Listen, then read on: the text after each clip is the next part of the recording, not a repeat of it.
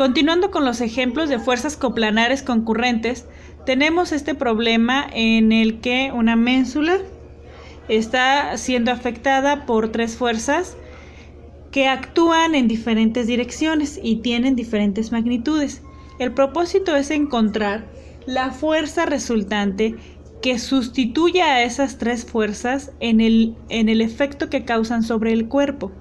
Entonces, para esto vamos a empezar con nuestro sistema, con nuestro análisis del sistema, y para esto vamos a empezar con construir el diagrama de cuerpo libre. Un diagrama de cuerpo libre es simplemente un punto de origen, que puede ser el plano cartesiano, preferentemente el plano cartesiano, en el que solo se dibujen las fuerzas con sus magnitudes y las direcciones en las que están actuando. De este modo podemos visualizar mejor si van a la derecha, si van hacia arriba, si van hacia abajo, sin las cosas extras de un diagrama regular. Entonces, tenemos aquí las fuerzas representadas que están actuando sobre la ménsula. Entonces vamos a hacer la sumatoria de fuerzas para saber el valor de la resultante, que es la fuerza que puede sustituir a estas tres, causando el mismo efecto sobre el cuerpo. Como primer paso, vamos a calcular el valor del ángulo de la fuerza de 325 newtons, ya que está en función de la proporción a avance longitudinal y altitud que tiene el vector de 325 newtons. Entonces, vamos a encontrar este ángulo, que sería su ángulo con respecto al horizontal, correspondería a este, y vamos a utilizar para eso la función tangente, ya que la función tangente es la que relaciona al cateto opuesto del ángulo con el cateto adyacente del ángulo. Entonces, para calcular eso, vamos a tener que θ es igual a la tangente inversa del cateto opuesto entre el cateto adyacente, o sea, 12/5. Con ayuda de la calculadora calculamos el valor del ángulo y lo encontramos que es igual a 67.38 grados. Bien, ya tenemos el valor del ángulo, entonces ya podemos calcular las componentes horizontales y verticales de las fuerzas. Bien, podemos usar la notación de tabla o podemos hacer la notación por separado. Entonces, en un video anterior yo expliqué la notación de tabla, ahora voy a explicar la notación separada. Entonces vamos a tener que para la sumatoria de las fuerzas en X, vamos a aplicar que f de X es igual a la fuerza por el coseno del ángulo. Fuerza coseno del ángulo para f de X. Entonces vamos a calcular la fuerza en X para la fuerza de 325 grados. Entonces la F de 325 newtons va a ser 325 newtons por el coseno de 67.38 grados. Con ayuda de nuestra calculadora vamos a hacer esta operación encontrando un valor de 125 newtons. Para la fuerza de 480 vamos a tener F de X es igual a los 480 newtons por el coseno de 30 grados. Y de nuevo nos apoyamos en nuestra calculadora para las operaciones, dándonos como resultado 415.692 newtons. Por último, para la fuerza de los 600 newtons vamos a tener F de X es igual a 600 newtons por el coseno de, cuidado aquí, este es un ángulo medido en el sentido contrario de las manecillas de reloj, así que es un ángulo que se ha medido negativo. Entonces tenemos que incluir el menos 45, coseno de menos 45 grados. Y obtenemos 424.264 newtons.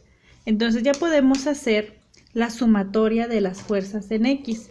Entonces para la sumatoria de las fuerzas en X, vamos a sumar todos estos incluyendo signos en caso de que los hubiera. Y obtenemos al hacer la suma 964.956 newtons. Eso es para la fuerza en X. Vamos a hacer lo mismo, pero ahora vamos a hacer la sumatoria de las fuerzas en Y. Entonces, para la sumatoria de las fuerzas en Y, recordemos que F de Y es igual a fuerza por el seno del ángulo. Entonces, para la fuerza de los 325 newtons, entonces tendremos F de Y es igual a 325 newtons por el seno de 67.38 grados. Hacemos la operación y obtenemos 300 newtons. Para la fuerza de 480 vamos a tener lo mismo. F de Y es igual a 480 por el seno de 30 grados. De nuevo nos apoyamos en nuestra calculadora y encontramos que esto es igual a 240 newtons. Por último, vamos a calcular la fuerza en Y. Para la fuerza de 600 newtons, 600 por el seno de menos 45 grados, recordemos que es menos porque este ángulo está siendo medido en sentido de las manecillas del reloj, o sea, negativo. Y el valor de esto es igual a menos 424.264 newtons. Finalmente, vamos a sumar todas estas para encontrar la sumatoria de las fuerzas en Y. Debemos incluir los signos de los números positivos y negativos. Y esto es igual a 115.736 newtons. Bien, una vez que tenemos la sumatoria de las fuerzas en X y la sumatoria de las fuerzas en Y, vamos a utilizar las fórmulas de resultante y ángulo de la resultante.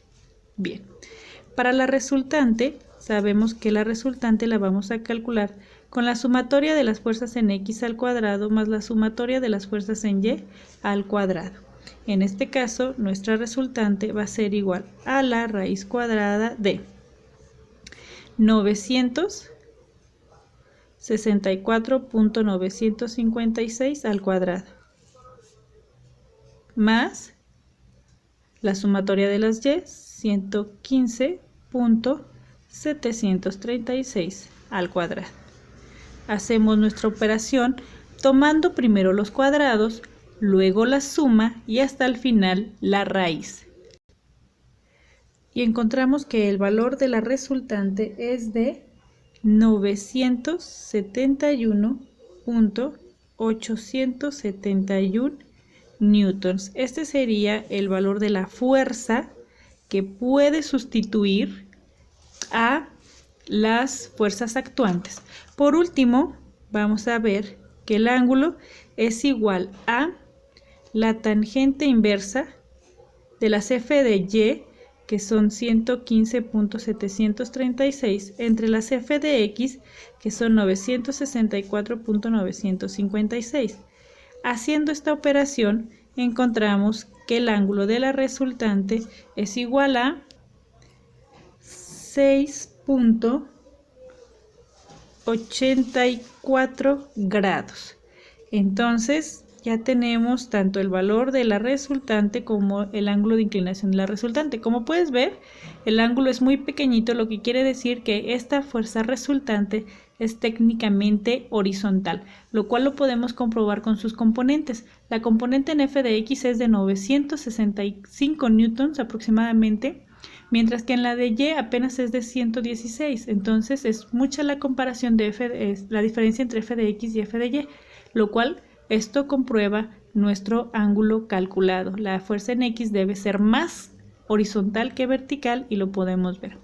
Y el valor de esa fuerza resultante que sustituye en efecto a estas tres debe tener una magnitud de 971.871 newtons.